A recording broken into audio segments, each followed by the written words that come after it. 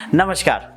कल यानी कि 21 अक्टूबर को एनसीपी नेता नवाब मलिक, जो कि महाराष्ट्र के गृह मंत्री हैं, और एनसीबी इंस्पेक्टर समीर वानखेड़े के बीच शब्दों की लड़ाई यानी कि वॉर ऑफ वर्ड्स छिड़ गए। समीर वानखेड़े के ऊपर नवाब मलिक ने कल ये आरोप लगाया कि उनकी नियुक्ति जो है वो केंद्र सरकार ने जानबूझ के करी है, सिर्फ और सिर्फ महाराष्ट्र सरकार को परेशान करने के लिए और बॉलीवुड को परेशान करने के लिए।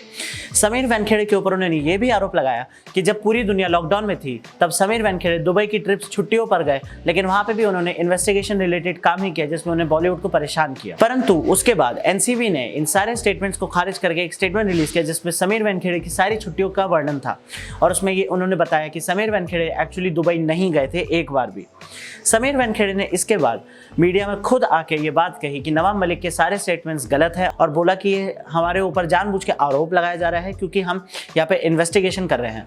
समीर वानखेड़े ने यह भी बोला कि नवाब मलिक और एनसीपी के नेता जो है उनके परिवार को परेशान कर रहे हैं और समय आने पर हो सकता है कि वो उनके ऊपर लीगल एक्शन भी ले सके, लेकिन वो ये सब सलाह मशवरा करने के बाद करेंगे। समीर वानखेड़े पिछले साल सुशांत सिंह राजपूत केस के बाद वापस चर्चा में आए थे।